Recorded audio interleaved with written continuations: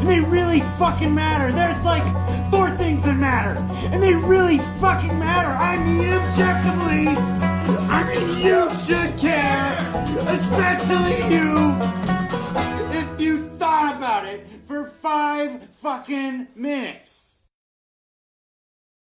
Welcome to episode 46 of the Out of Versus podcast. We are your hosts, Keem and Esme. Woo! We are trying this again because we lost the last episode completely. Sorry again, Trav. We'll have you on again. It has been a hell of a, since our last recording, it's been a hell of a week. Esme has been working like a horse in the summertime. That's a very colorful turn of phrase. Thank you. I'm comfy. I'm sorry. That's what I can come up with. I'm from Mississippi. It's what we do. And I have been sick as a motherfucking dog since Saturday. Yes, that is true. Oh my God. This flu has been kicking my ass. You sound pretty good now, though. Yeah, I'm good now. I've been following, since I've been sick, I've been following the influenza that's spreading around, and it's crazy. They've started shutting down schools and stuff, where it's gotten really bad. It's a rough flu season this year, so everybody's just please stay safe and stay healthy. Boost your immune system, for fuck's sake. Like, drink your orange juice, get your vitamins, get your immune system, get your what's that stuff? Immune C or whatever. Yeah, that may or may not actually do anything. Well, whatever you can do to boost your immune system, do it, because you don't want any part of this. Yeah, no, it sucks. It My sucks. God. Don't do it. And if you like, get a little personal here. If you like not being on the toilet for hours, then go boost your immune system, because this flu comes with shits and vomit, and it's not what you want. Yeah, no, don't do that. Yeah. Anyway, we have hopefully we have a good show ahead of us. Hopefully it'll be recorded this time. It looks like everything's working well now, so fingers crossed. So fingers crossed. But we have a good show on sensationalism in our topic segment, and a rehash from our lost sex segment last week is which should be interesting to people who interesting and topical for people who have been paying attention. But before we get into those, let's get into our news. So, yeah. Should I start, or do you want to start, or? I don't care. You do you. What do you want to do? So, okay, you go first. Okay, I'll go first. So many, just based on who I know our listener base is, many of our listeners have heard of this already. As of very recently, Abercrombie and Fitch, specifically their Abercrombie Kids division, has become the most recent retailer to release a quote-unquote gender-neutral children's clothing line, which is awesome, right? Like, let's avoid pushing gender norms on children, right? Right, Keem? Right? Yeah, let's avoid that. Which on paper, right? Like gender neutral children's clothing lines, yay, good job, sure, whatever. In practice, though, Abercrombie and Fitch's attempt at this has been a little misguided, I think is a good word for it. To start with, Abercrombie has a history of treating its LGBT employees badly. It has a bad track record with discrimination when it comes to LGBTQI people, which kind of makes this feel really, one source that I was looking at called it opportunistic. right? Like, here's this hot new thing that we're going to use to make money, even though the actual values of our company contradict the seeming progressiveness of this move, right? Right. But it's just another opportunity for them to jump on a hip new bandwagon and make some money by selling some kids' clothes, right? So there's that criticism of it. Also, the criticisms that I have of it and that I have seen of it, the most common ones are, first off, so we have a gender-neutral children's clothing line, right, which they're calling the Everybody line. The criticism that I have of this, first off, is they're calling it the Everybody line, but all of their advertisements feature actually really skinny children, like skinny children, which, surprise, it's Abercrombie and Fitch. But their advertisements feature skinny children. And the clothing items that they have, maybe this is just because I'm spoiled by all of the really innovative, progressive, like children's clothing lines that have been released by small companies recently. But all of the styles that they have, or many of the styles that they have, are not accessible for kids that have motor dysfunction to where they would have difficulty doing zippers or buttons. I mean, they rely pretty heavily on denim jeans, and they have overalls in the line and things like that. And none of the clothing that they have appears to be sensitive to kids that have sensory issues, right? To where some types of clothing are really like the sensation of certain fabrics is really distressing to kids, or like tags on the inside. Like, these things are not accounted for in something that's called the Everybody line, which, no, like, sorry guys. A lot of the styles would, or some of the styles would maybe fit on kids who are large, who have larger bodies, but I don't know. Anyway, so that's one criticism that I have of it. Another one is that even as, and this is the one that I have heard the most often, this is the biggest criticism that I've heard of this, and of gender-neutral children's clothing lines in general, right, is what type of clothing items are in this collection, do you think, Keem? Crop T-shirts. Yes, there's definitely T-shirts. Probably T-shirts and like jeans. Yep, there's T-shirts, there's jeans, there's they have sweatshirts with and without hoods. They have denim. Things that are, I'm about to say things that are generally gender neutral anyway. Yes.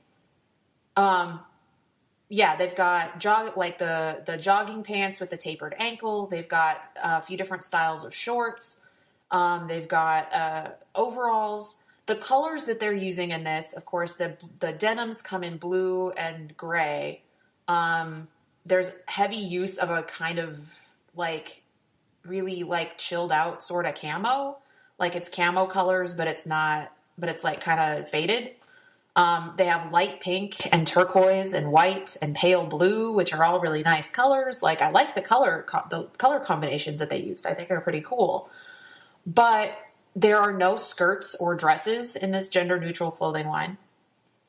Yeah, because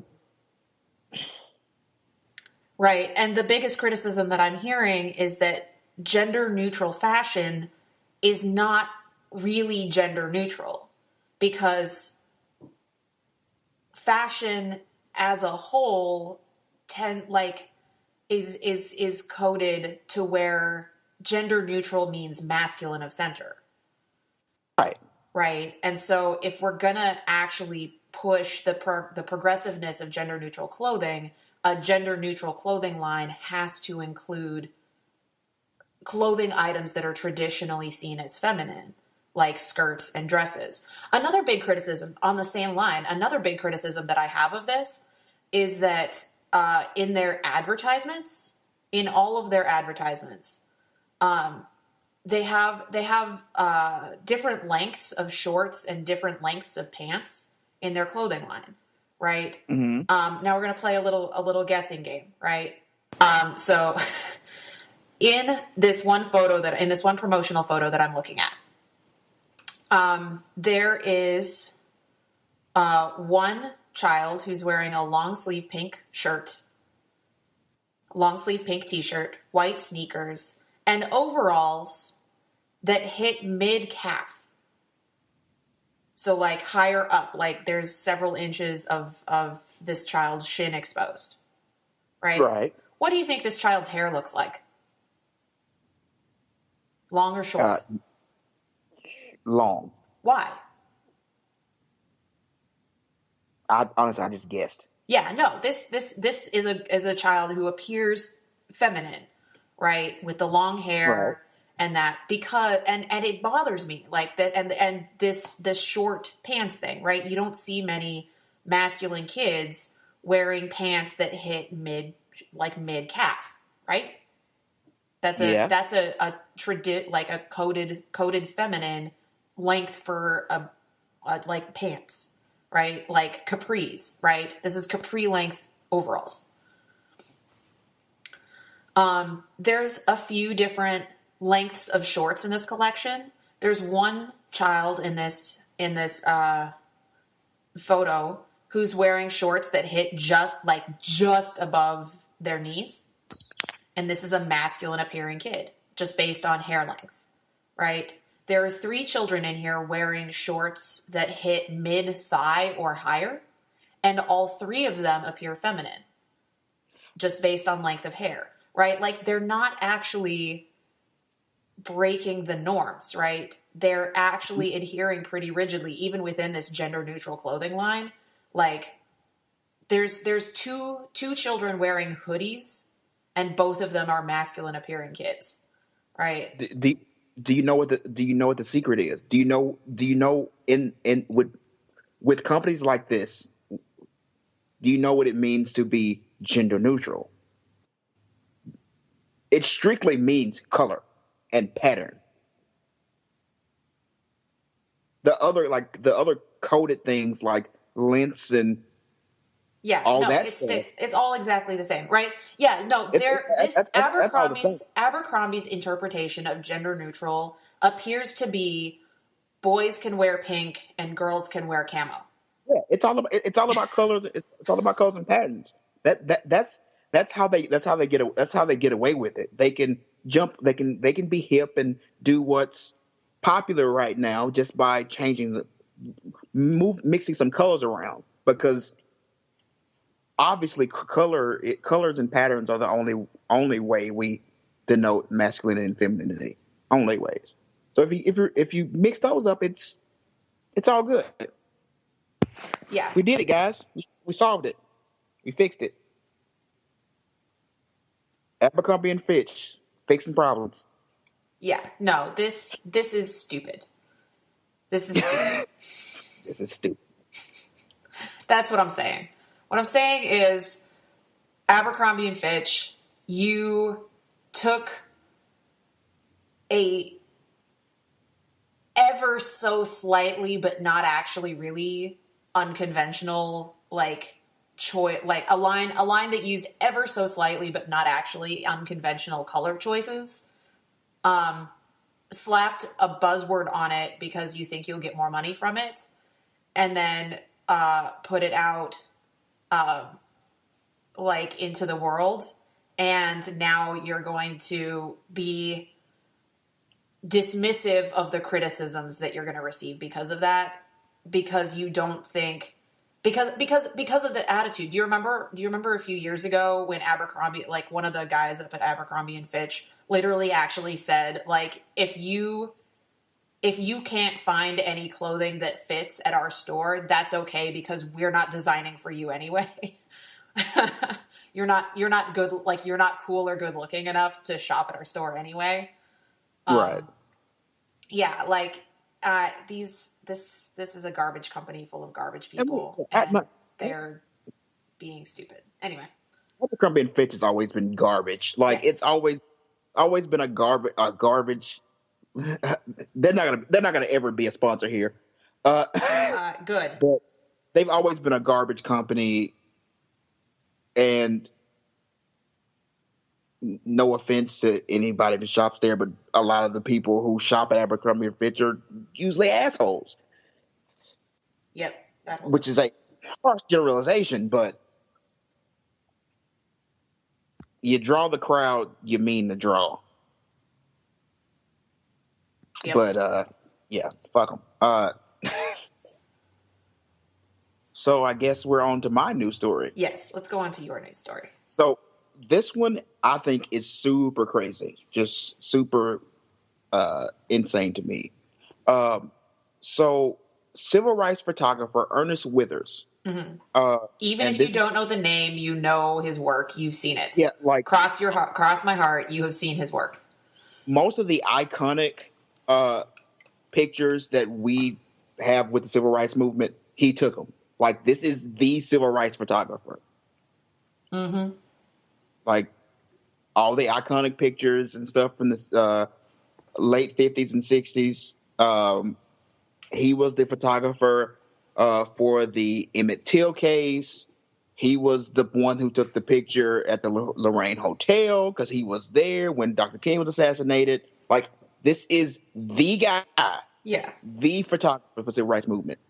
Well, after a 2-year investigation into FBI informants, it was discovered that Mr. Withers was an FBI informant.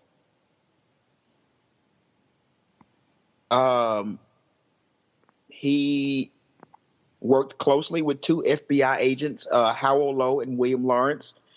They were his go-to, and he was sent in to inform on the civil rights movement. Mm-hmm. And if you people don't understand what that means, that is a massive betrayal. Like, this man is legendary. Like, in the civil rights movement, he is legendary. Like, he took the pictures that define the civil rights movement. Like, the visions we see, he is responsible for them. And he was an FBI informant the entire time. And I feel like I heard something about this a couple years ago. Like, I guess they just confirmed it. Is that what's going on? Is that they just... Well, so a few years ago, there was a clerical error in some reports. And normally in reports, names of informants are blacked out. Someone missed a reference to his name. Okay. And then that started the investigation. Okay. Gotcha. And yeah, and now after the investigation has gone on, it has been confirmed. But to those who are still alive that were like members, like civil rights leaders who were alive at the time, who knew this man, they are really in shock. Like, yeah, this is someone they considered a close friend, a close ally, someone who was there and down for the fight. And they feel completely and utterly betrayed by someone who they thought for years were their friends. And this is not even just like, I'm talking decades of friendship. Yeah. Like, Withers died in, I think, 2007. So he died a while back, but he stayed friends with all these people for all these years, and he was there with them through all these trials and tribulations, and he was informing on them.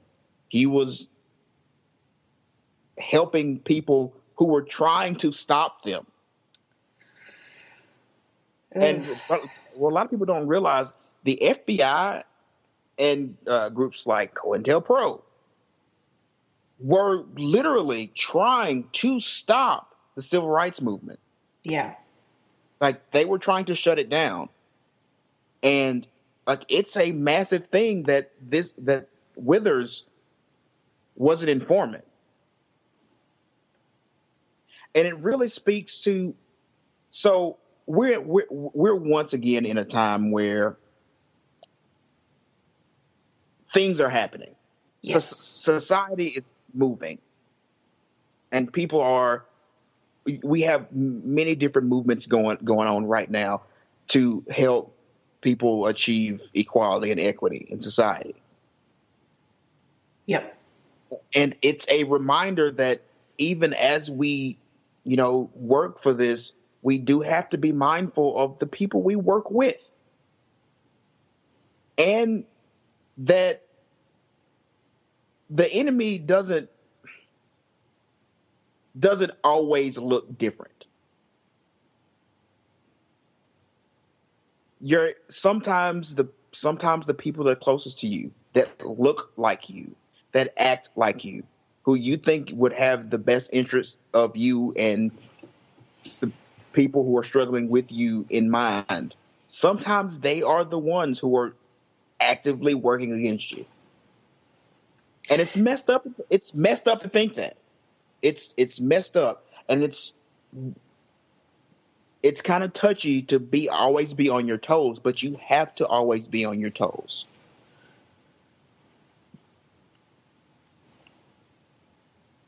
And I think this is a big reminder that, like, as we move forward and as we do things, we have to always be mindful of everything around us. Because you just don't know.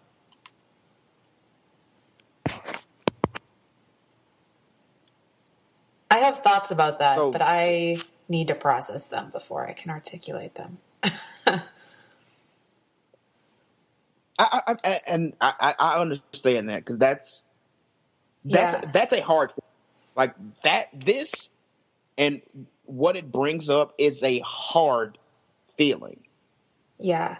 Well, and see, this actually, I'm glad that we did yours. I'm glad that we did your news segment second, because this has ramifications with some of the stuff that we're going to talk about in the topic segment, I think, because there's yes, you have to constantly be aware of what's going on and make sure that you're aware of what your compatriots are doing, right? Like the people that you're working with, you have to know what they're doing.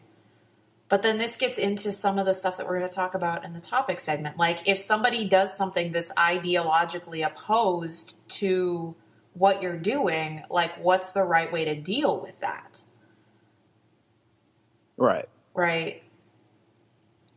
And at what point, and again, it's important to be aware of what other people are doing, but at what point do you have to just kind of make that leap of faith and just work with them to get shit done, right? You can't, you were saying, these are people that knew this man for decades, and no one had any indication that this is something that he was doing. How do you balance that to where eventually you're just going to have to take a leap of faith and work with people? Or are you just going to, or is every movement going to get bogged down in ideological, purity tests and nitpicking before anything can get done? Right. In which case, somebody who was secretly working against you would just lie about it, and you wouldn't have an indication, right? I don't know. Like I said, it's really difficult, because even with this case, you can go with this case in particular, you go, okay, well, his photography was pivotal in getting the story to the people it needs to get to for things to be successful. On the other hand, there's always the nagging doubt of what information he gave, and how was that information used, and if that information was used to actually halt some things that could have been moved forward more. It's tough, and we're going to talk about this more in the topic segment, which we should probably move into. Yeah, probably. Yeah. Yeah. So we're gonna go ahead and move into the topic segment after some music. Woot. Woo.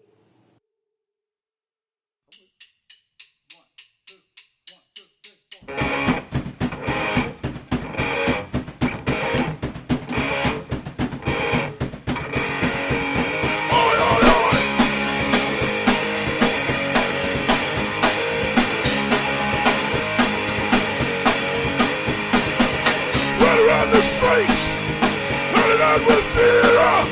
No one can tell what is wrong with them.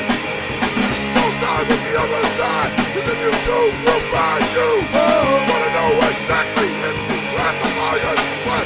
This is the voice, the voice of goodness.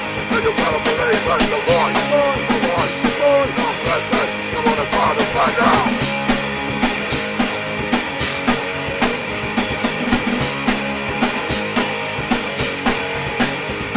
It's a time when our own people can't walk the streets alone. Walk to the city, is this what they get back?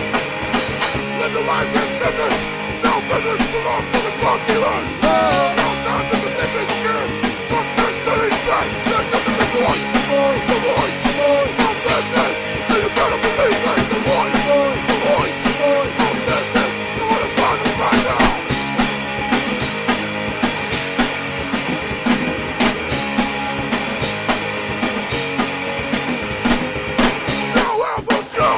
It's the TV and the papers and all the media. They like to keep us quiet, try to blame our city like the leeches of the nation. We won't give up quickly. We're gonna stand and fight. And this is the voice of business. And you gotta believe that the voice of business. You wanna find us right now. The voice of business. And you gotta believe that the voice of business. Come on, let's go right now. Fucking drug dealer scum. And welcome back, everyone, to our topic segment today. We'll be discussing sensationalism, which is a topic that I have many problems with. Our society is fucking obsessed with sensationalism. Yes. It is the it's one of the things that drives us so it drives so much in our society. So much. And it's not even a new thing. People think that sensationalism is just a product of the 24-hour news cycle, or it's a product of social media where everything has to be viral and all that stuff. But sensationalism has always been a huge part of our society and our history. I mean, take for example the Reynolds pamphlet that took down Alexander Hamilton, or the um, slave codes that actually came out of people sensationalizing the revolution in Haiti,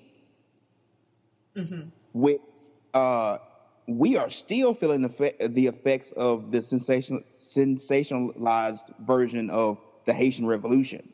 I mean, the whole shithole countries comment that we had to deal with recently is a product of something people flipped out about 200 years ago. Yeah. I mean, Trump's rise to the White House Oof. in general is like his entire campaign. I will say that was the one brilliant thing about his campaign. As fucked up as it was, it capitalized on our obsession with sensationalism. Everything was sensational. Everything was over the top, and people ate it. They ate it up. It didn't matter what was true. It didn't matter what was really going on. Everything was sensational. Everything was big and captivated people's minds. And that coasted him into the White House. Yeah. Yeah, he made an incredible use of the adage that all news is good news, I think, right? Where he would say things effectively, he would say things just to get himself in the headlines. And then, of course, the headline would say Republican presidential candidate, right? Donald Trump says this or this or this or whatever. And so he didn't have to pay. He paid for hardly any press. No. Like he put hardly any money at all into campaign advertising because the media did it for him. It didn't matter that they were talking about the absolutely horrific, abominable things he said. The fact that he said them made sure that his name was in the headlines every single day. Right. And as long as his name's in the headlines, his name was in people's homes, in people's lives. Mm-hmm. Donald Trump made himself ingrained. He's already been ingrained in American households for years. Mm-hmm. But he ingrained himself so just deeply in every, whether people supported him or not, he ingrained himself in every American household.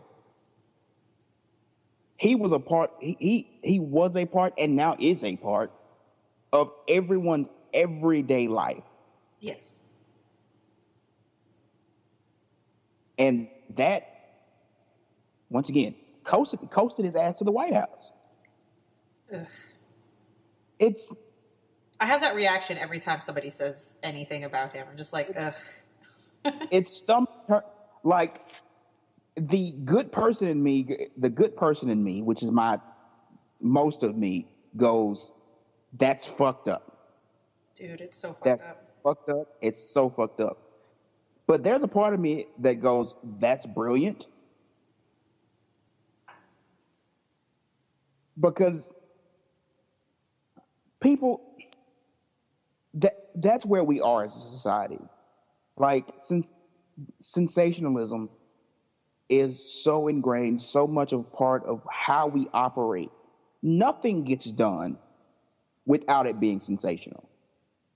Yeah. Issues don't get talked about until they're sensational.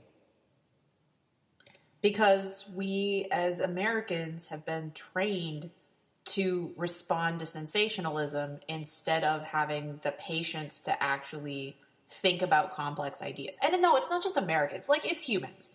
This is a particularly powerful thing, right? Like it's become completely normal in Western media, specifically in America, but all over throughout the Western world, right? Throughout Europe, throughout America, even in Central and South America, the media does the same things, right? But it's responding to it's a product of like human attraction to novelty, right? These sensational headlines and sensational news stories ping the reward centers of our brains. And so we respond more powerfully to sensational headlines instead of to actual, like, complex and like we respond better to sensationalism and shallow reporting than we do to actual complex analysis of what's actually happening. Right. It doesn't feel good to us to think deeply about complex ideas. It feels good to react on an emotional level to sensationalism. Right. Which always leads us down a path of where it leads us to the path where we think we're helping and we're not. Mm-hmm. Because issues, and this is something I've been harping on a lot recently, issues are complex. Issues need to be thought about. You don't need to react immediately. You need to think before you react. Yeah. But we live in a world where you see something, it hits that part of your brain, and you immediately react without thinking of the consequences, not thinking about how you need to actually solve a problem. Which goes into, so one of the major things about this show is we focus on activism. So, and that's one of the biggest issues I have with the current way we approach activism. Because it's all about hashtags. Yeah. It's all about what's popular. It's all about hashtags. It's all about what's trending on social media. And while it brings problems to the forefront, it brings actual problems to the forefront. Mm-hmm. Times those problems become second to the sensational nature of the hashtag. Mm-hmm. We get so caught up in all fairness, the bullshit, that we forget we forget about the problems. Yeah. And that's when people start to use it. This is why we'll speak to my non-trusting nature. I don't trust much. That is true. But I am worried of anything that's trending. I am worried that of any quote unquote movement that people say is like happening right now. Mm-hmm. And I get extra worried. I get extra worried when I start seeing, this is the sure sign that things are getting out of hand, T-shirts. When you start seeing movement T-shirts in major retailers. Oh, see, there's the thing, is major retailers. Yeah. When you start seeing major retailers start to use movements, you've lost. That goes back to what I was talking about, right? That's opportunism, right? Yeah. A major retailer is jumping on something that they think that they can use to make a profit. Something sensational. Yep.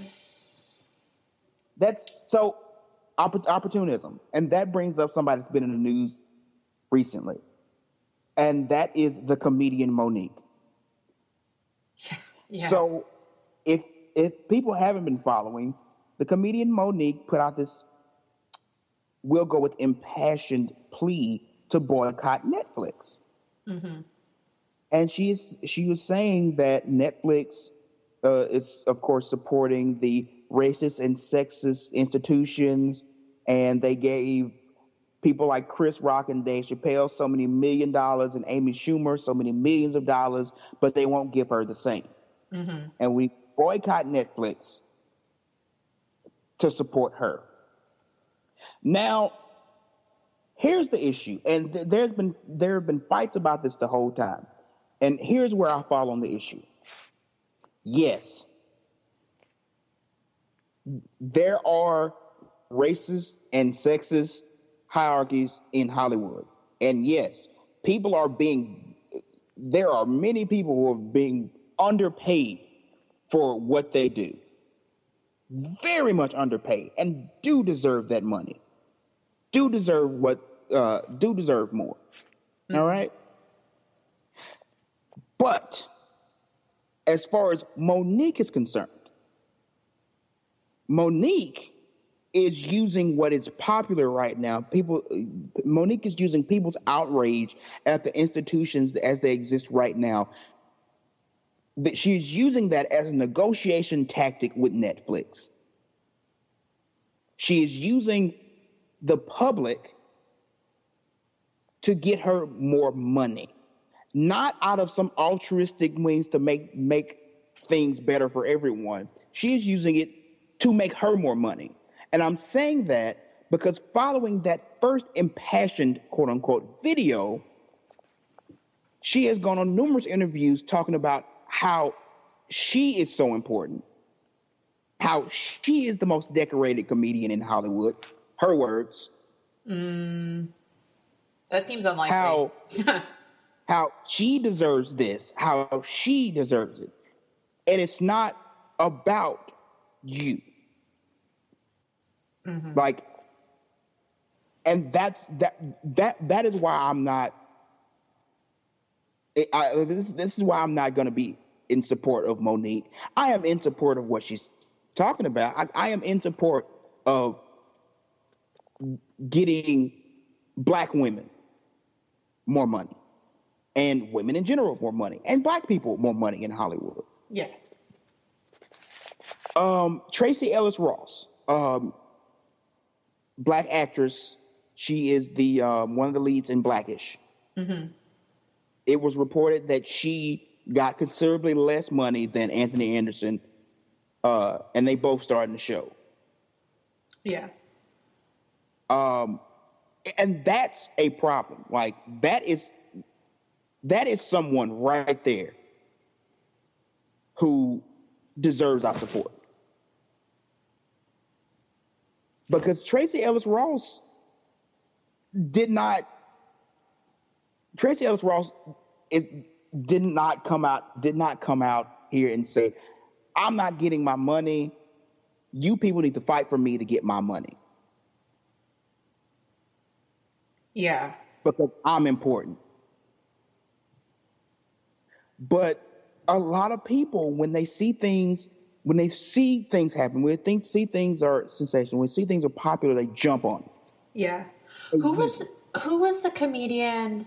Another black woman who came out and wrote a piece after this whole thing came down, and where she said, "Okay, Monique, like I was in negotiation for a deal with Netflix too, and they lowballed me too. So do you know what I did? I went and found some company who would pay me the money that I deserve for my special." It was probably Wanda Sykes. Yeah, it was. It was Wanda Sykes. I couldn't remember which one it was. It was Wanda Sykes. But she was like, yeah, no, the thing to do here is to say, okay, you don't want to pay me what I deserve. I'll go give my talent to somebody who will pay me what I deserve. Right. And then have those companies get support, get that support. Yeah. Like that's how you do it, because it's not about, like, Monique, it's not about you. I know you're not listening to this, but it's not about you. It is about the problems. And that makes, and like I said, that's why I'm also, like I said, I'm very, very worried of things. I am very worried when things start hashtagging and people start doing this and that. Because people use it. People always, and that's the very nature of humanity. They use what is sensational, they use what is popular to get something. And not everybody's altruistic. Not everybody is trying to help. Not everybody's trying to fix problems. Some people are trying to profit. Actually, many people are just trying to profit. Mm-hmm.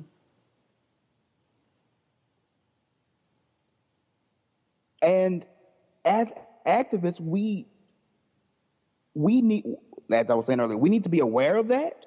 Yeah. And we also need to be aware of when we're over sensationalizing something, when we're being the noise, when we're being what is actually blocking out the issue. Yeah.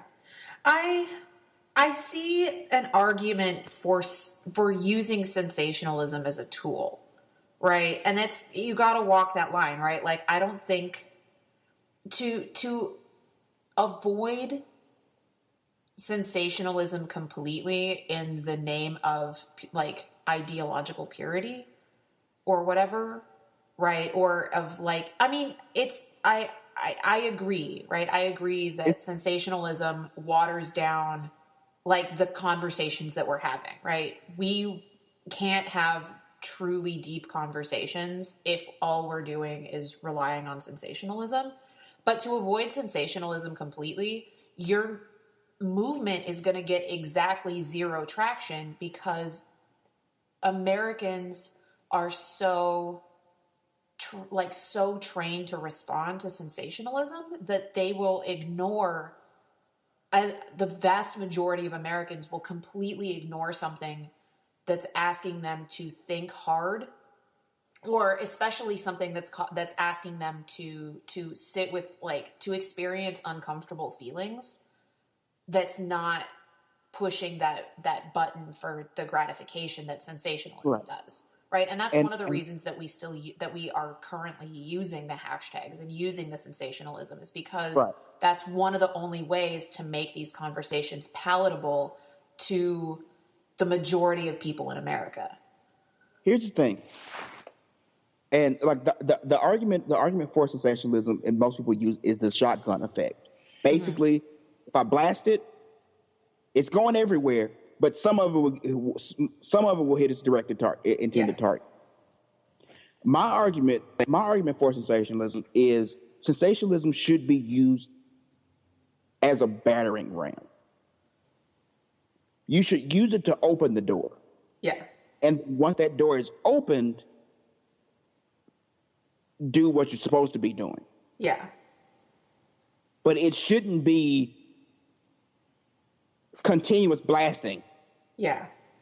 Because then you have a problem. Yeah. And not only does that continuous blasting, like you're talking about, not only does that make it basically impossible to actually have nuanced conversations about things, but also people get burned out by that. Like, that's what I'm experiencing right now in my own self. And a lot of the activists that I'm in communication with on Facebook are feeling the same thing, where they're burned out and having a hard time coping because it's on all the time, right? Like, you can't log into Facebook without experiencing this just like continuous barrage.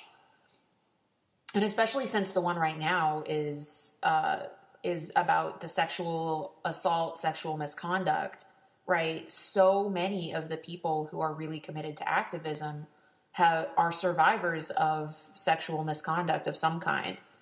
And that can be really, really upsetting and really, really hard to process if you cannot even log into Facebook without being bombarded by people's stories. It can be really, really difficult to deal with, and difficult to like continue processing at full effect, or like at full capacity. And back on the conversation of people using stuff that's popular. Mm-hmm. I've noticed especially with the Me Too campaign, mm-hmm. people are using something that is a very hard for actual victims, actual survivors, mm-hmm.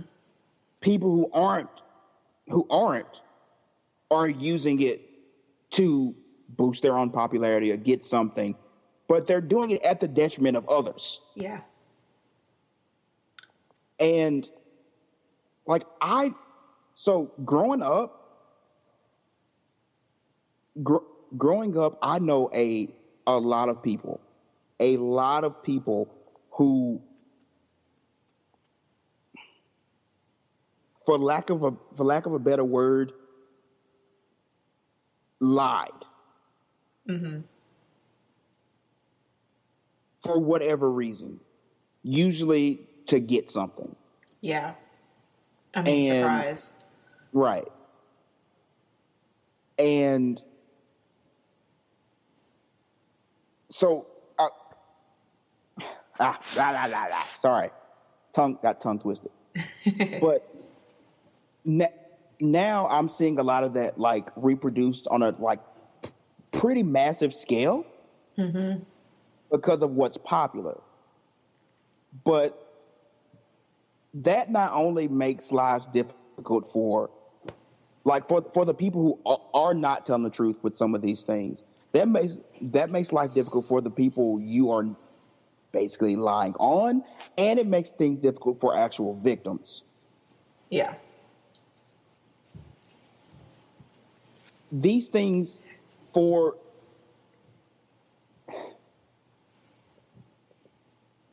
it's just so bothersome. It bothers me so much that people would even use something like that to try to get something.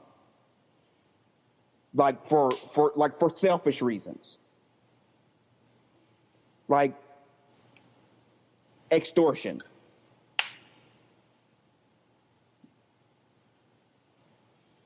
Or popularity. Yeah. And yet here we are. I mean, okay, I say and yet here we are, but I don't mean that, because this is something that has existed through, again, like this is a human thing, right? No matter Right. how pure your intentions are, there's always somebody waiting to take advantage of the situation, right? And the difference now is we've made it so easy because Yeah. no one discerns anymore. Yeah. Sensationalism has, and this is another issue with the sensationalism. It has gotten us to a point where we do not discern anything. As long as we hear something, it must be true. If it's sensational, it is true. So we don't discern. And when we don't discern and consider everything that's sensational to be true, then there is no truth. Not really. Because if everything is truth, nothing is. We don't know what is true and what's not, and we don't care anymore. Yeah. And now we're about to get into the territory where you and I still disagree pretty strongly about some stuff. We're on the edge of that. We could go there if you want. Maybe. Esme and I have some trust issues that, when it comes to trusting things, we very much differ. But I will say on the whole, everything sensational is true. So Trump's news cycle, back to Trump for a second. His news cycle has gotten to the point where no matter what, nothing, the truth does not matter when it comes to Donald Trump anymore. Like, nothing matters. You can go and say anything, and it could be true. Actually, most people will probably consider it true, but it doesn't matter if it's true anymore. Yeah. And that irks me something else. It's like irks me to a whole different level. Because at this point, like, the things that, even if, like, the things that there is proof that Trump has done, by everything I've studied, like everything I know, he should not be in the position he's in. Anyone else would be gone. And it wouldn't even be like unilaterally. It wouldn't be like one side jumping down his throat. Everyone would have jumped down his throat. Yeah. Anybody else. But he has created a field around himself where it just doesn't matter anymore. Mm-hmm. Like, everything has been so sensational. Everything has been so ridiculous that it no longer matters, and he has become fucking untouchable. Like, even like during the campaign, he even said, like, I could go out in Times Square and shoot somebody and no one would do a thing. He could do that right now. He could walk out in the street and punch a baby in the face,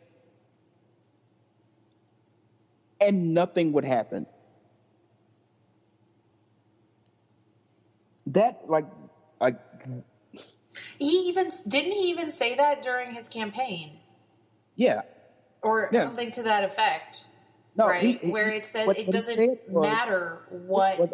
I could go out and shoot someone in Times Square right now, and no one would do anything about it. That's what he said. Yeah, and I think instead of saying no one would do anything about it, I think it was specifically in the context of his of his like core base, right? I don't remember. Right. I don't remember. But in any case, right? Like this is absolutely But what I'm saying is, it's not even just his core base.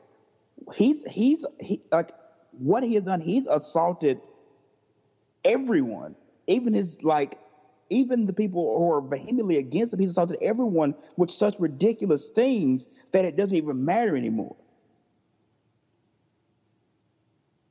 Like, we're not surprised. We're not appalled anymore. yeah. Everything has become par for the course.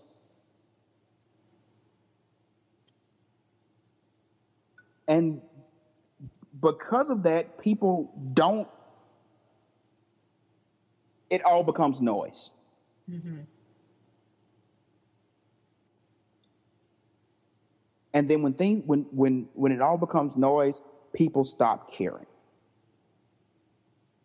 One,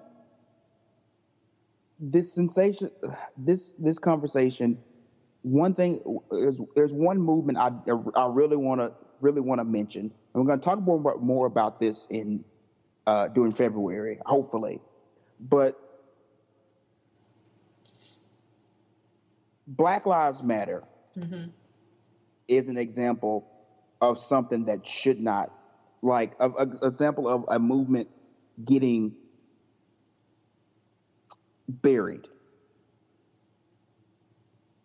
Because the Black Lives Matter movement got buried.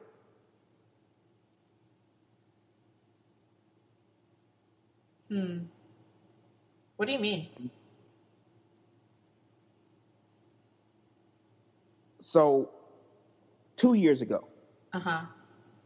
when it was at the forefront, because that's when that Black Lives Matter was at its height about 2 years ago.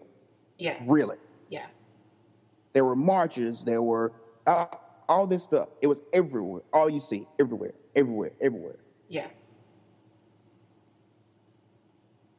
What do you see now? Black Lives Matter activists, they're still active. I mean, They're what do you still what do you active. mean at the marches? No. Like, Okay. there's still marches, but Yeah. you're not getting the popularity. The major popularity is gone. The news cycle, the movements, the marches and movements that are still happening, the people still movement, nothing. You don't hear it. Yeah. It's buried under everything else. But okay, so I'm literally only able to speak on the community in Memphis because that's the only community that I am aware of. But if the community in Memphis is indicative of cities all over the country, what I see is that there was a huge popular surge for Black Lives Matter that's been dying out over the last, I mean, it really has been really dying out over the last year or so. But what's left behind is like that huge surge of popularity got enough people on board that what's left in the community is a fairly substantial, influential core of people. Right? Black Lives Matter has not gone away as a movement by any means, but it stopped being, to remain really topical, it stopped being so sensational. Right? It's not in the mainstream media anymore, by and large. Like, it might pop up once in a while, but by and large it's not in the mainstream media anymore. But if Memphis is indicative of communities all over the country, it's still an active participatory group in Memphis. It's an active participatory group that's actually working to do actual things in the community, which is where all the real work gets done anyway, right? No work actually gets done on a national level. Really. I mean, really, like the biggest work that actually affects the way actual people actually live is done on a local level. And right now, Black Lives Matter is working in Memphis. They're working with a bunch of other groups. They work with the Memphis Feminist Collective, who does a lot of really good stuff with, specifically with domestic violence survivors and victims of sexual assault and sexual misconduct. They're doing a lot of work with HOPE, which is Homeless Organizing for Power and Equality. They're doing a lot of work with the incarcerated populations to work to do, like they did this past spring, they did like bail drives for incarcerated parents, one for Mother's Day and one for Father's Day, to get people out who should be out on bail but who couldn't afford the bail, to get them out to be with their families for Mother's Day and for Father's Day, right? Like they're doing actual things that affect actual people's lives. They're doing actual work. But it's not sensational anymore. But that doesn't take away the work that they're still doing. It does not take away from it. That's definitely not what I'm saying here. Like there's definitely still work being done. But the issue becomes change happens on both fronts. It happens at the community level and at a major level. It happens at a micro and a macro level. Mm-hmm. And the issue becomes, at a macro level, our society, at a macro level, our society has the memory of a goldfish. Yeah. So, on a macro level, BLM has been buried. Mm-hmm. So, it begs the question: how do you combat that? I don't think that you can, right? I think that the nature of the modern American news cycle is necessarily that something is only in the headlines for a limited amount of time, and then it will cycle out, and then I believe that it'll eventually come back. See, I actually think we must. This is going to sound weird. I mean, it's you saying it, so yeah, probably. I honestly think we should push harder than anything can pay attention to. If that makes any sense. Like, it goes back to this. This is going to sound so cliche. Goes back to the thing of the revolution will not be televised.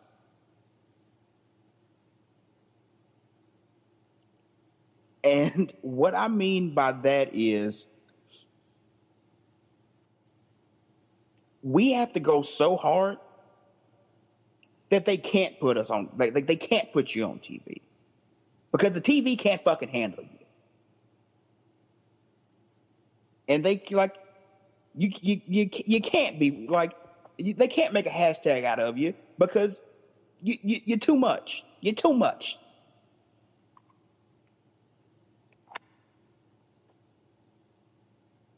Hello? Yeah, I'm just trying to process what you said, right? But like,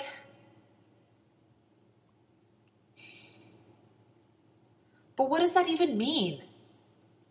Okay, so I don't think that it's possible to build that kind of momentum without harnessing the sensationalism that's inherent to the media, right? Like, I mean, it's great. It's all well and good to say you have to go so hard that they cannot hashtag you, except the nature of a hashtag is that you can hashtag anything, right? Like, you can reduce it. But also, like, how, like, if you go that hard with only the people that you can talk to, you're going to be written off as nut jobs and you're not going to affect any change anyway. In order to harness the amount of people that it would take to actually change at a macro level, you have to you have to harness that somehow. Otherwise, I mean, that's the primary recruiting tool. No, that's what I was getting. That's what I was getting at earlier. The back on the battering ram thing. You use that to get in the door, and then when you're in the door, like we the problem is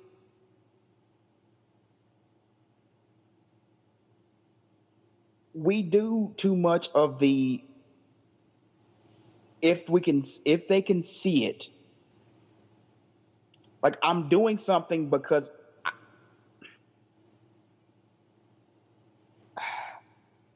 performative activism, that's the word I'm looking for.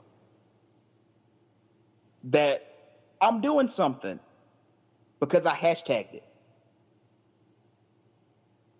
And what I'm saying is you go so hard that it's far beyond that. Like do you understand what I'm getting at here? So, okay, now what I hear you saying now is that we need to be doing activism where the point of the activism is not the hashtag, right? Right. You see, this is where our disconnect is happening, right? Like you're saying that activism needs to happen where the point of activism is something other than the hashtag.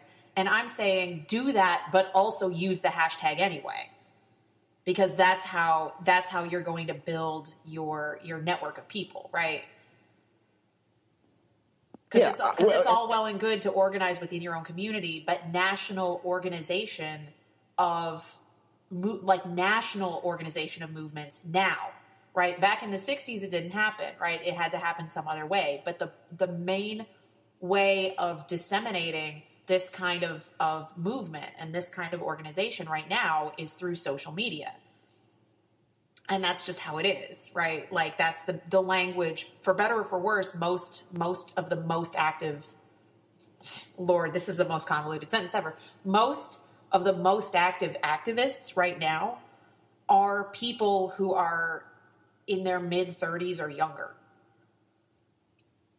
And those people communicate very, very heavily through social media. And so that's naturally going to be a powerful tool to reach and communicate with each other, right? Within activism. And so you're right that the sensationalism has a tendency to breed the kind of activist who goes to a thing and then tweets about it and thinks that that's doing something. But also you can't write off everybody who's tweeting about a thing as just being one of those people, because I know that I would say probably most of the really powerful organizers that are working in the United States right now are active on social media because they know that's how the message is going to get spread.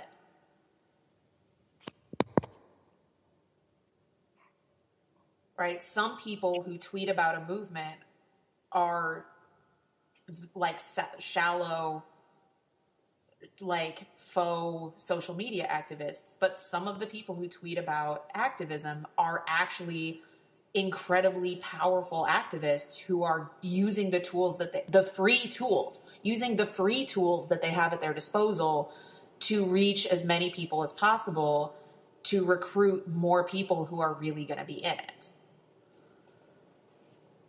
I guess my issue is that we've also gotten to a point where you can't tell sincerity. Mm-hmm. Like pretty much you can't tell sincerity anymore. Like, yeah. And those shallow people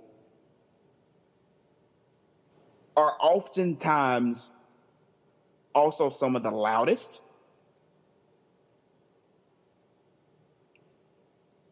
I mean, and they can drown out those who are actually doing something. Just it reminds me of I do not remember her name. I purposely forgot her name. But do you remember that young lady who you connected me with a few months back? Oh, you say young lady. That She's older than I am. I call everybody a young lady unless you're like 80. I don't call people that though because A, misgendering, and B, Okay, it's young annoying. person. It's annoying. Well, the young person. Also, again with young, right? I don't. Like, okay. Also, refer with you. So, side rant. You as a cis man referring to anybody as a young lady can come off really. This is the thing that I was actually objecting to. Right? It comes off minimizing. Right? And kind of dismissive. Well, Sorry. that's difficult Yeah. to. In any case, I call people young man, young lady from time to time because it's I'm dismissive. I'm an old Southern dude. You're not an And old Southern dude. You're younger than I am, and it's yeah, kind of dismissive. but I have the Anyway, have I remember her name. I demeanor remember alert. her name. If you want me to like update our listeners so that they know who the hell you're talking about, I don't know if they do. I don't. They do. Okay, go for it. I would bet that the majority of our listeners have at least heard of her. Her name is Amy Siskind. No, that Oh, was is not that the Amy one? Siskind. No, not Amy Siskind. No. Who am I talking about? Who are you talking about? The fast person, the person who was like, I'm on a hunger strike. Oh yeah, her Jessica. What's her name? See, Never mind. Ignore what I just said. No. What's her name? Yeah. She was doing what? Sorry, I should have let you finish. My bad. yeah, You went back even further than I did. yeah, no, Sorry, Amy Siskind. My bad. yeah. I wish Amy Siskind listened to our podcast. Yeah, Not because like, I agree with everything that she says, but because that would be a platform for some good exposure. Speaking of sensationalism. Anyway. But my issues with Amy Siskind are nowhere near as deep as. They probably should be though. She's pretty white feministy, but that's okay. Oh yeah, I mean, she's doing really good things, but she's also doing some really white feministy things. But that doesn't cancel out the good things. For those of you who don't know, Amy Siskind, since Donald Trump's election, has week by week put together of what she calls the quote unquote not normal things that are happening in this administration. Like she makes a detailed list every single week of the things that happen in our national government that are contrary to what should be happening in a healthy democracy. Anyway, a lot of the other stuff that she says is really white feministy, but that list is an incredible labor that she has taken on and has been at it for over a year with no days off, and you got to give her applause for that. Anyway. Yeah, she gets some applause. Yes. Applause. Also, that labor is incredible. That also side note from historian. We're not a democracy. Yeah, no kidding. Yeah, no kidding. Like we've never actually been a democracy because yes. Yeah. So, but in any case, she I guess, okay, then she puts together a list of things that are contrary to the principles that this country was founded on. That's better. Right. These are things that are directly undermining the things that we claim to value as Americans. Right. There we go. Okay. And if you guys want to know what I mean by we're not a democracy and how everything you know is wrong, just let me know because I will tell you. Dude, we should do that for the 4th of July this year. We should. Let's do that for the 4th of July. We got it. We're good. Okay. I'm going to put it on the calendar Anyway, right now. but on the whole thing of people. So this Gonzalez Gonzalez. I think Jessica Gonzalez. Jessica Gonzalez. Between the two of us, we got it. That's her name. I'm pretty sure. So this person, when Esme like hipped me to this person, I was like, oh, she's doing some stuff. I can get down with it. She's being visible, saying some stuff. And the more I followed this person, it became clear that one, she was very self-centered to the point where she said she claimed more than once and repeatedly. Repeatedly means more than once, but she said over and over again that what she was doing was the most important thing happening in activism in the country. Yeah, and she did say that, didn't she? And how every major news outlet should be focusing on her and what she's doing.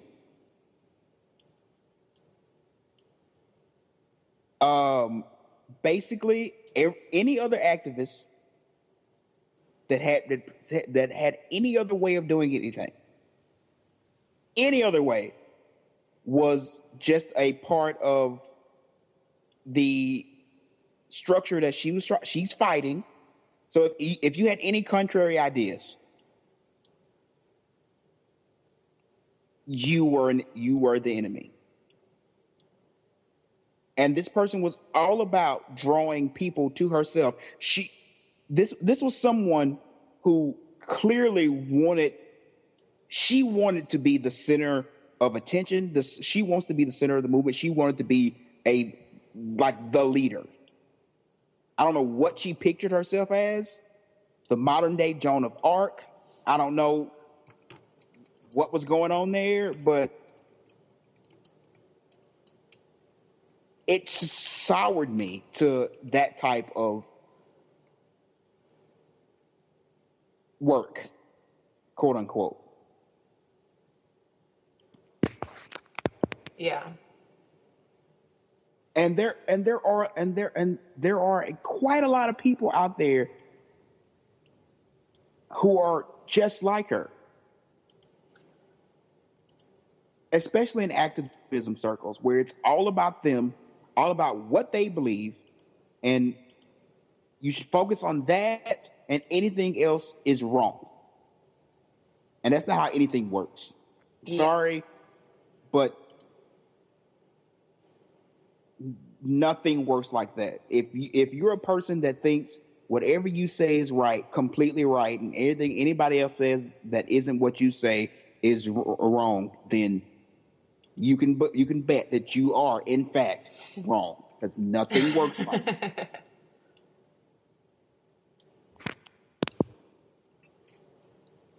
But yeah, like, always be on the watch out for that type of activist. I'm always like I said this year. Like this year is the year I call out people I care about. Yes. Like this is the year where like the people in my activist groups, people who are close to me and stuff, like it's easy to call out people that you don't like. Mm-hmm. But it's a lot harder to call out people you agree with. And I'm calling out the people I agree with this year. Yep. And social media activism is one of the things. Now, I will say, I honestly wish I could go out and do more.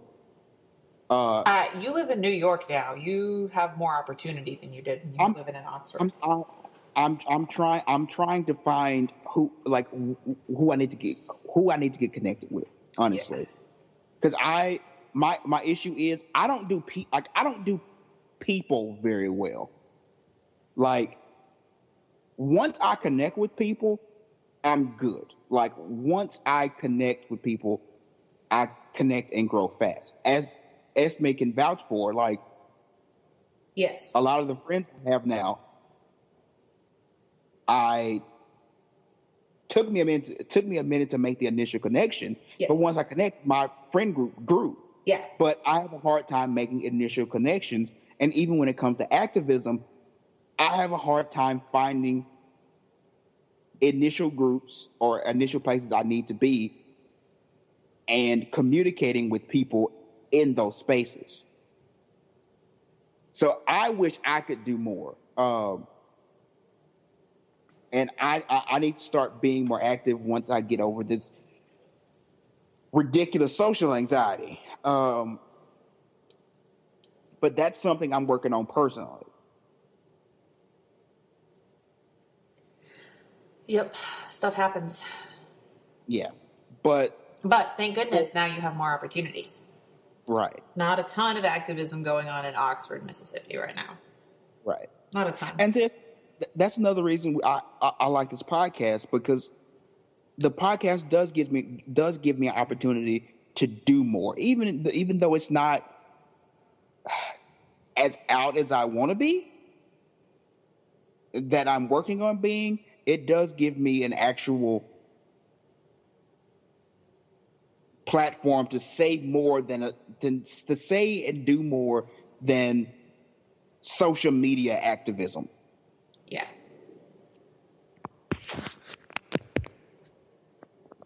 And I want to do more. Like, if we can, like, I would love to, and I'm working on stuff.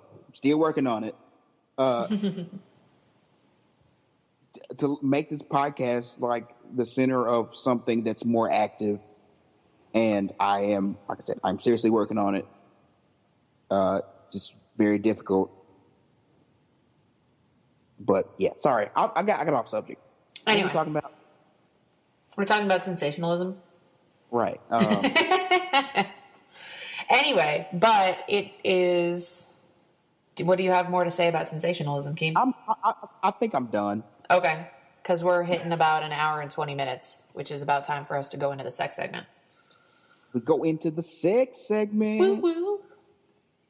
Oh, Which, yeah. fun fact, we've basically had a lot of this conversation before. We haven't scripted it or anything, so we're going to have this conversation all new again. But it's going to be a conversation about a thing that we've talked about before, because we recorded a whole episode of the podcast last week, and it didn't record any of my inputs except me. So if you wanted to listen to my side of a conversation for 2 hours, that could have happened. But this is going to be unique because Keem is driving the sex segment today. What? Oh, yeah. Let's see. All right. So, we will start after a little more music, guys. Woo woo.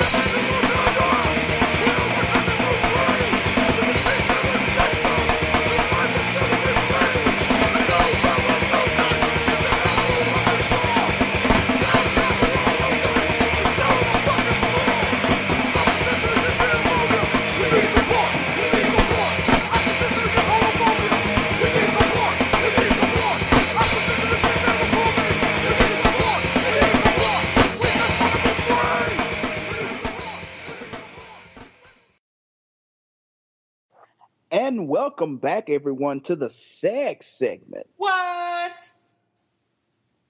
If you're hearing this, that means that you have noticed that Keem is leading this sex segment, because we're going to talk about something that has been very popular as of late. Sensational, some would say. Oh my God. Yes. it's been it's a topic that came up has been coming up recently on social media and even in the news. Sex dolls, Sex dolls. or in this Sex case, could we dolls. actually call them sex robots? Sex dolls and sex robots at this point. But so this, it really came to my attention, and now 2 weeks ago, when it came from it. It started on Black Twitter, coming from Nigeria, but Black Twitter blew up because this Nigerian company was advertising this sex doll that was curvy. So you said that the last time we had this conversation. What do you mean by curvy? You see, in the Black community, there's a particular body type that is very popular. And this doll had that body type and had, large hips, big ass, Tits and ass. Uh, I mean so that's the thing. I always ask because on OKC, when you say curvy, you mean like more than just tits and ass. Like curvy body type according to OKC doesn't mean an hourglass figure. No. Right. Curvy means many things depending on who's using it. So I thought I should ask you to define what you meant when you said curvy. Okay. I'll put it like this: thick.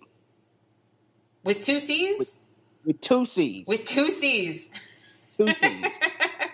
Okay, now I know what you're talking about.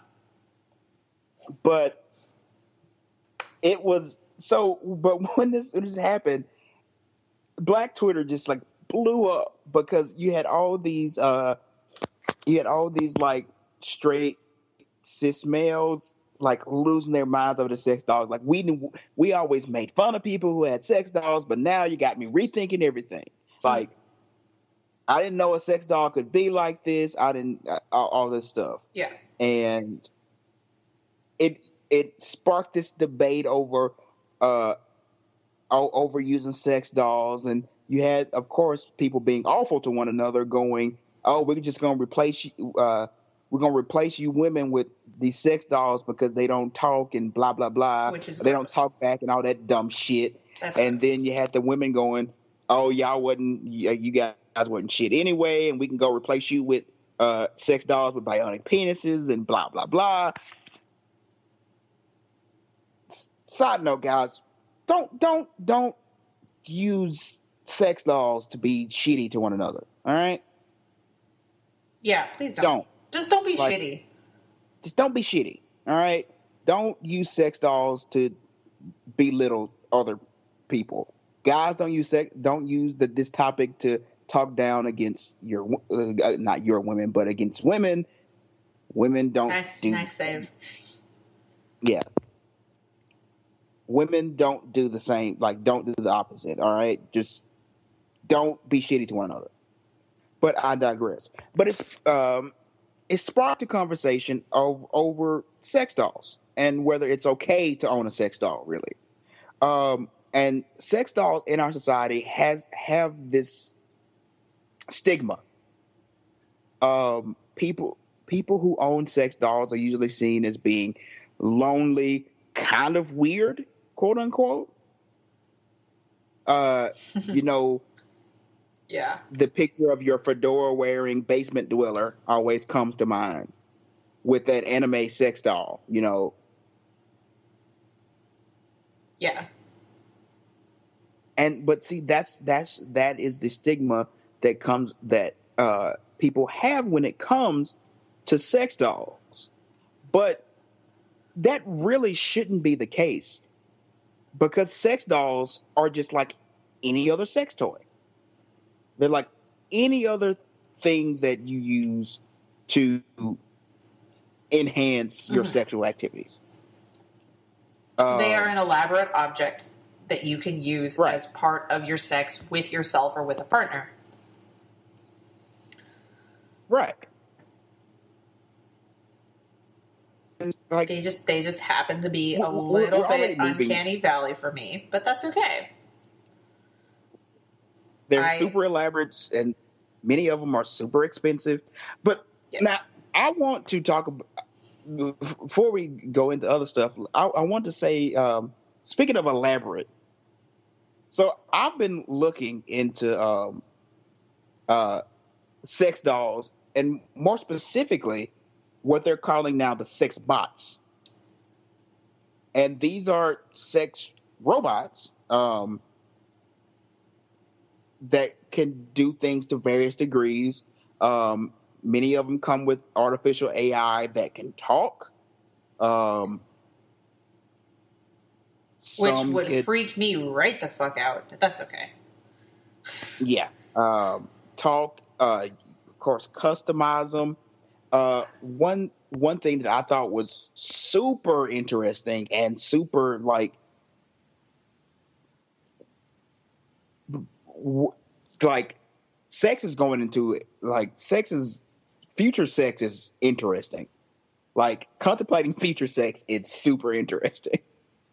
Uh, but the website Cam Soda, and if you don't know what Cam Soda is a sex cam webcam site. Um,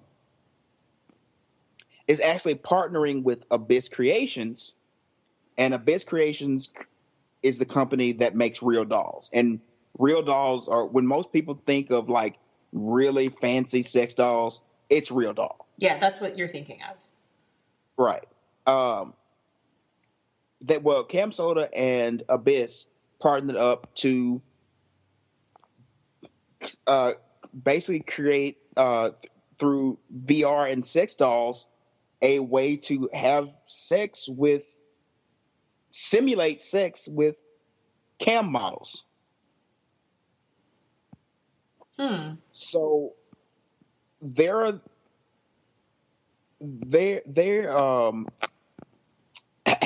sorry, I got to get the exact the name of them. So Lovins, another sex toy manufacturer, makes things called the Lovins Max and Lovins Nora. And Lovins Max masturbatory sleeve, and the Nora is a rabbit style vibrator. These connect to your smartphone and can transmit what sensories you want to transmit over to the device to your partner. Oh, one of these? Ooh. Yes.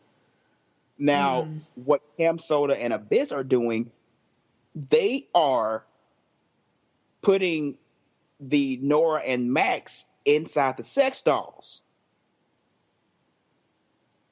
So you can go to Cam Soda with your sex doll, with a model and your VR headset, and get the senses of get the senses sent to the doll like you're having sex with the model on your VR. Dude, future sex, I'm glad. Oh, it's weird. I'm weirded out by future sex. I'm gonna stick with normals. I'm gonna stick with past sex. I guess I'm a sex Luddite. No, that's not true. I love all of the I want all of my interaction with other people with regards to my sex toys to be in person. I'm freaked out by this idea. I'm glad it exists, but I'm weirded out by it. It's amazing. No doubt. No doubt. This is what an incredible world we live in. This reminds me, this thing with the VR and the dolls, this kind of reminds me the last time I was at my local dungeon. Not the last time I was at my local dungeon. Last year, they did I forget what they called it, but it was basically they did a 2 nights worth of real experienced people in the kink and BDSM community here, all like they planned demonstrations and stuff of the stuff that they're really into. And one of the things that they planned was I forget what they called it, but it was like it was a VR experience, and I forget exactly what they called it. But what they did was there was a camera set up from the perspective. It was a flogging station, right? It was a flogging or spanking or whatever sensation you wanted to do station, where they had a camera that they could set up from the point of view of the person who was doing the flogging or the spanking or the whatever. And then the person who was on the receiving end would put on a VR headset that got a feed from the camera. So they were simultaneously experiencing the thing and watching the thing from the perspective of the person doing it. Wow. Yeah. It was super cool. I was too chicken to try it. That sounds awesome. My brain was a little confused by it. It was apparently very cool. I was too chicken to try it though. I tried all the other things, but I was too chicken to try that one. That's what this conversation of sex dolls has like led me down. Like future sex, like the future of sex is gonna be wild. And like, yeah, dude, there's so much shit that you can do. Right. And like we talked about how sex dolls are expensive. Like but as this technology becomes more normalized, more mass marketed, the price is dropping. And it's becoming more accessible. Well, yeah, I mean, that's how it's going to go. Like the price point will still for stuff with more elaborate features, the price point is always going to be pretty high. Right. But it's not going to be astronomically high like it is, like any technology is when it's first introduced, right? As it becomes more easily accessible, as more companies start doing it, the price will naturally drop and settle into a more accessible place. Right. And I mean, the very fact that we're having this conversation, and we're having this conversation because of how popular something has suddenly become. Like they show that there is some demand for this. Yeah. Like there's some demand for these sex dolls. And there is like people didn't know that they were allowed to want to have a sex doll. Mm-hmm. Which is partially caused by our society's like shitty stigmatization of like certain sexual practices and the fetishization of like heterosexual PIV intercourse as the one true sex. Right. Like I think that everybody would be way less fucked up if it were not so stigmatized. So masturbation is pretty heavily stigmatized. Like any alternate, like non-heterosexual, like PIV kind of sexual practices are stigmatized. Like whatever, you do you. As long as all like human parties involved are consenting adults, you do you. Right. And another thing I want to say with sex dolls is we also get the idea that sex dolls are mostly for people with penises. Yeah. They are not. People with vulvas. Yes. They have sex dolls for you as well. In fact, I'm going to link a thing. A thing came out since we talked about this last, Keem. One of my favorite sex bloggers, Kate Sloan over at Girly Juice, just this week put up a whole article. I'm going to link it to you guys because I love you.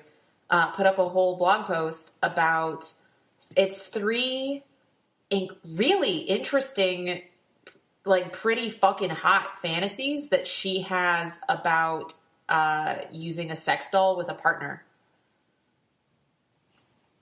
It's pretty hot. Oh yeah. I mean, sex dolls, just like any other tool, like sexual tool, opens up just a larger world of sex that you can have. You can have all kinds of sex, people. Yes. Yeah, although speaking of people with vulvas or people who just want a sex doll for penetration, like in general, right? They have the like bionic penis sex dolls, which I'm glad they exist, but the way that they're being marketed kind of sort of demonstrates that the people who are creating them are not super in touch with what people with vulvas generally want, right? Like,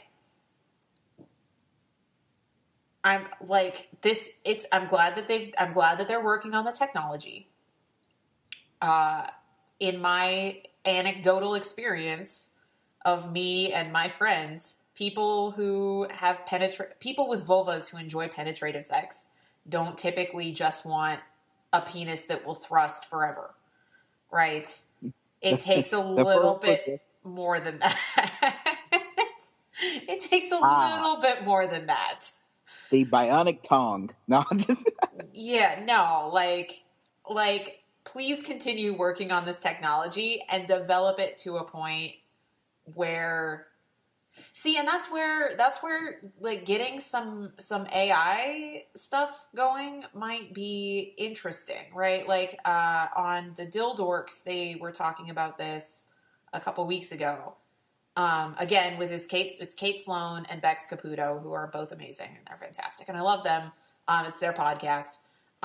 They were talking about this, and they were saying how, especially Kate was saying how really interesting it would be to have a robot, right? Like a sex robot with AI, to where every time you interact with it, it gets better at for lack of better words, cracking the code, right? To where it knows exactly the right combination of moves that is most likely to be able to get you off as quickly as possible, right? And how really kind of compelling that idea is, to where it's a robot, right? Like a sex doll, a sex robot, but it receives input from you as you interact with it, and every time it is able to get you off faster and more reliably.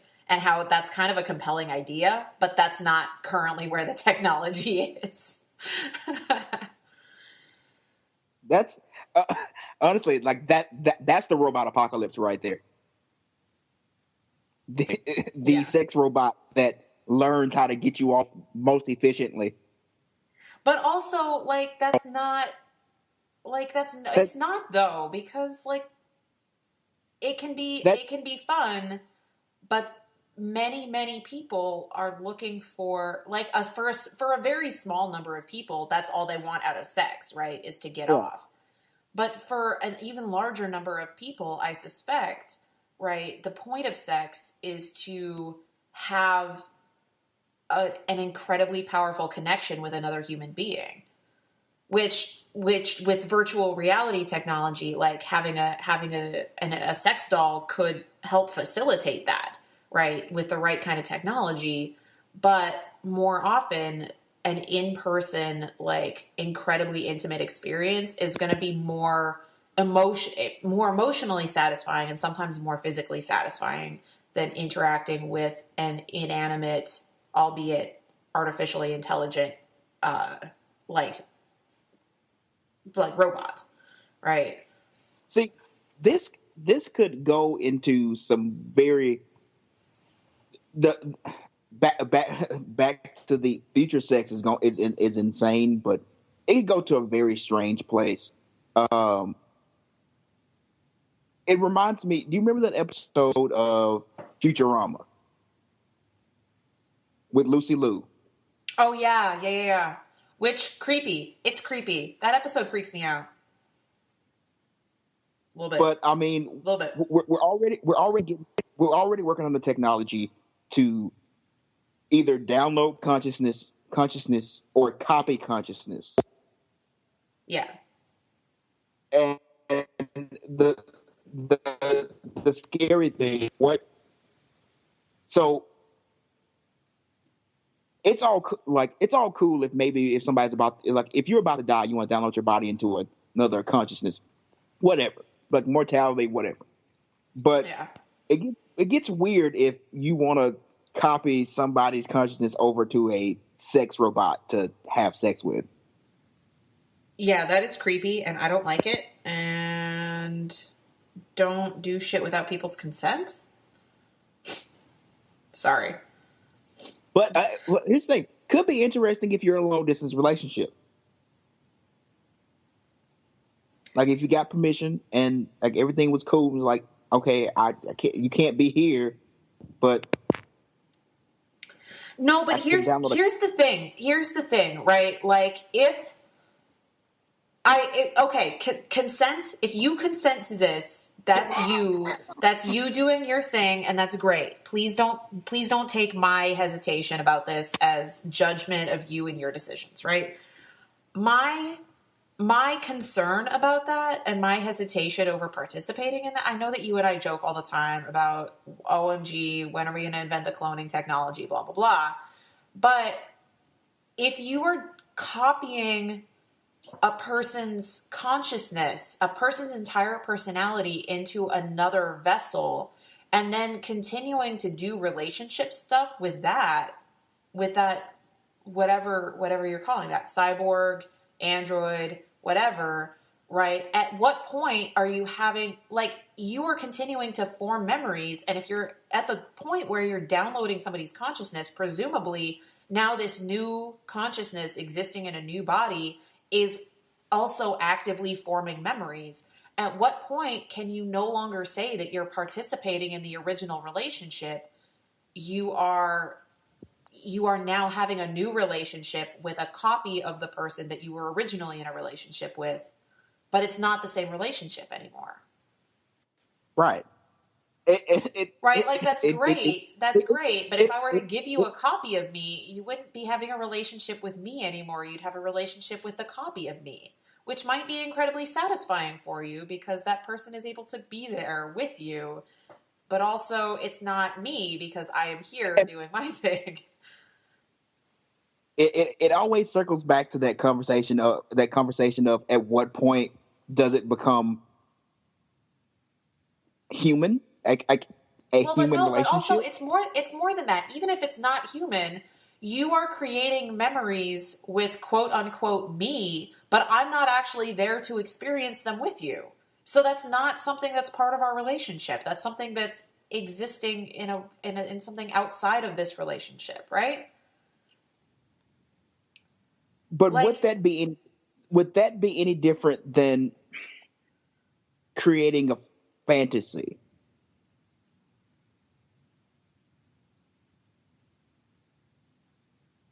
I mean, see, we talked about this. We talked about this where I think having elaborate fantasies of another human being is weird. Yeah. And I think that it's weird. But you're actually going out and doing things and having sex, presumably, and creating memories with me, like quote unquote me, but I'm not part of that. Like, I feel like that takes it even to another level where you're actually physically doing things in an effort to sustain the relationship that you have with another person, except you're leaving that person completely out of it. Right? That person is only able to experience it secondhand at best unless you have this technology that you're downloading these memories now back into their brain, which, let's talk about a whole other level of the fallibility of human memory. Which is honestly totally possible, coming straight from the Cam Soda and Abyss Tech technology we talked about with the VR.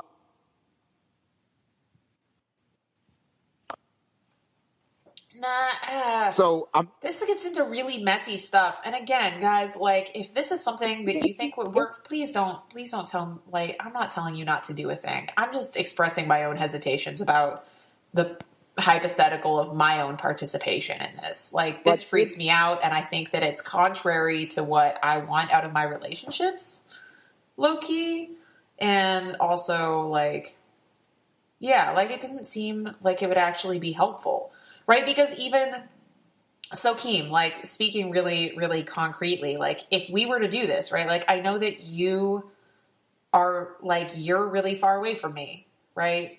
And you miss me a lot, and it would be really helpful. Like, you have always had a harder time with being separated than I have. Like, this would be really helpful for you, but at what point, like, are you having a relationship with me without me? If this were to happen, like, I would feel extremely left out of that. Like, you're able to continue having this thing. I don't know. It feels really, really weird and exclusionary, but that's just me. Anyway, I'm just throwing out hypothetical. I know this is completely hypothetical. And I only keep turning this concrete because we've had, like, variations of this conversation so many times in the history of our relationship. Right? Like, it would be really helpful. It would be really nice to, like, have a stand-in for you, like, locally. That'd be great. But at some point, it becomes you're actually experiencing a relationship with a copy instead of with the actual person. And then depending on the level of AI and the level of when does this AI, like, simulation actually become like a sentient being, right? Like, depending on how that all works, like, now, like the other episode of Futurama, right, where they had all died in the terrible accident, and they built a robot, or Fry built a robot copy of Leela, who eventually, like, became Leela, but then, like, it turns out that Fry was actually a robot copy of Fry who had become Fry, and then, like, the real Fry and Leela came back at some point, and then they ended up back together, and then the robot Fry and Leela ended up together. Like, it gets really, really weird, right? Like, these are not... Guys, the future is fucking weird, is the point. Can I just point out that The Simpsons and Futurama seem less and less like comedy shows and more like prophecies at this point? Because The Simpsons have been right about so many things randomly in their episodes, but Futurama has actually predicted so many technological advances that it's kind of scary. Like, Futurama, like, was one of the first instances where they pondered the ability to fold space as a means of travel. Yeah. And that actually is an engine they're now working on with the abilities to fold space. The future is freaking me out. I don't like it. I'm scared. Futurama, there was some math problem that Futurama, like, some, like, unsolvable math problem Futurama, like, was playing around with, and it actually ended up being, like, figuring out the answer to that problem through Futurama. Yeah. Like, I'm not saying that Matt Groening is a prophet of some sort, but he might be. Something's up. Yeah. Anyway. But yeah, back on sex dolls. But all in all, one, the future sex is going to be something. Yes. Two, it's okay if you want a sex doll, whether you have a penis or a vulva, whatever you got, it's okay. Like, excellent. It's okay to have. More power to you. Enjoy that. More power to you. If you want one, go get it. If you can afford one, go get it. Yeah, no shit. Dig it. Right. there's nothing wrong with it. Like, fuck the stigma, whatever. You do you. Now, I wouldn't advise you having it sitting around your house when company comes over, because that might lead to some awkward conversations. But I if mean, you want to have those it depends conversations, how comfortable you are with your company. I'm saying, if you want to have those conversations, That's fine. You do you. that's fine. Do you? Okay.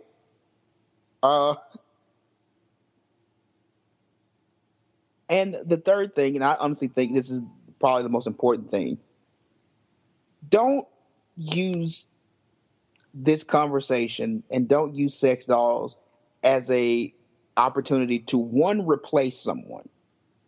Human beings are human, right? Like you can't Right. replace a human being. And don't use it to be shitty to someone. Please don't be shitty. Like, yeah, you can do what you want. Just don't be shitty. Don't be shitty. Don't do shitty things. Also, don't copy people without their consent. Yeah, no, that's not cool. Yeah, that's gross, right? Yeah. Like, don't make exact copies of, like, if you go purchase a sex doll, don't make an exact copy of a celebrity or someone that you think is hot. I mean, if you want to put like features from that person on that sex doll, like similar features that you find attractive, okay, but don't copy people onto a sex doll, because it's creepy and objectifying and dehumanizing and creepy.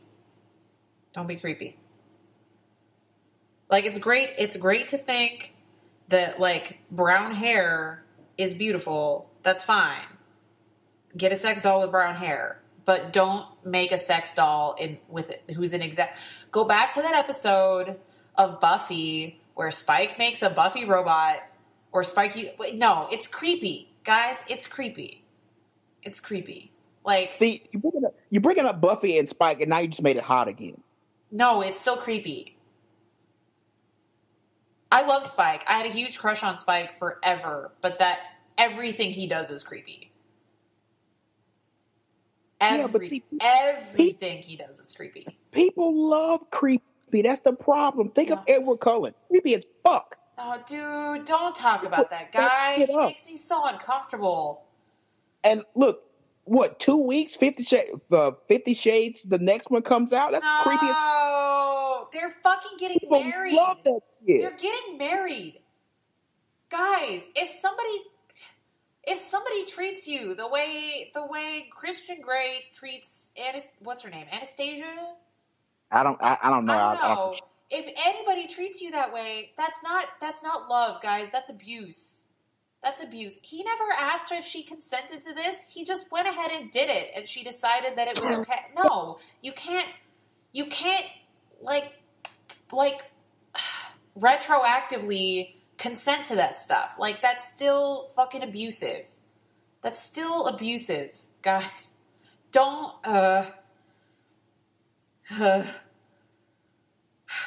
I refuse to watch any of those. I refuse to read the books. I can't even handle it.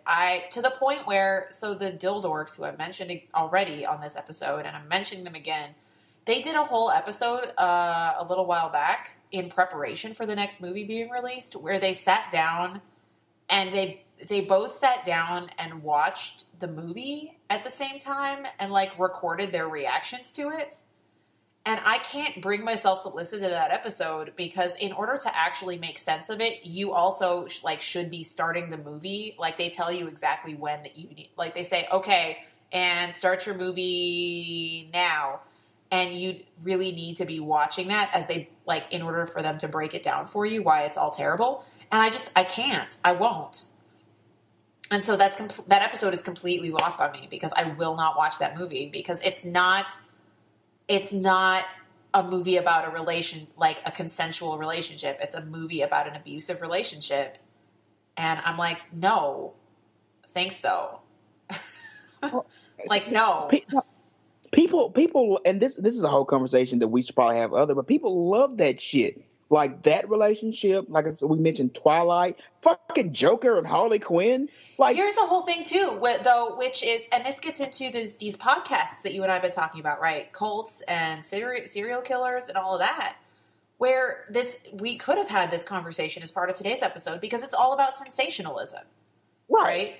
It's the eroticization of extreme interactions, right? And that doesn't make it right, but we have eroticized this kind of thing. And anyway, this is a whole other episode, guys.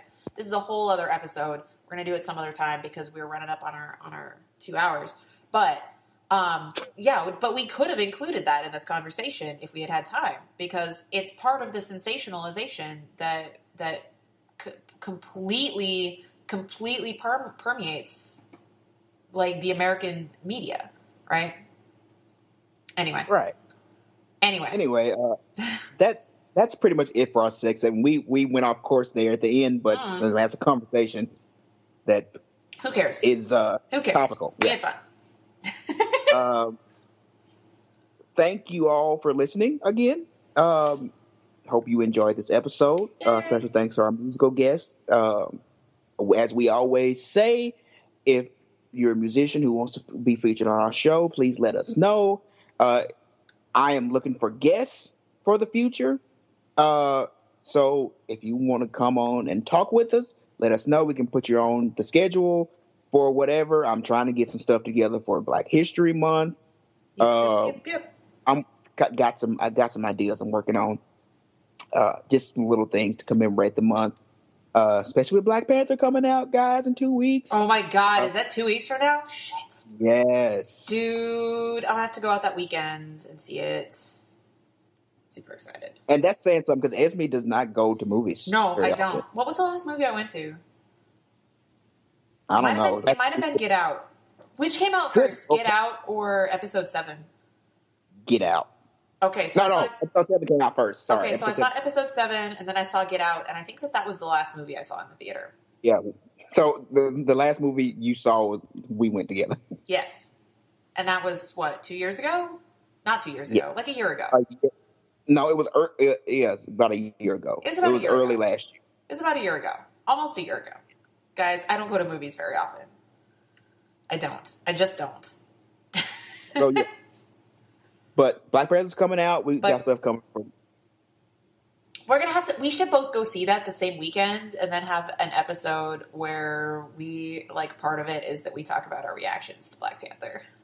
Yeah, actually, yeah. So we can do that. And we can get Rico. Ah, shit, yeah. I'll get Rico on. We'll get Rico on. Yeah. That'll be good. Yeah. That's one show out the way. Anyway. But yeah, we got things coming up. So, and if you want to be a guest, come get at us. As always, we'll try to get the links we need up for you if you want information. Woo. Yep. We hope you enjoyed the show. Hopefully this flu won't come back, so I'll be alive for next week's show. Fingers crossed. And as always, this has been Keem and Esme, and we are out.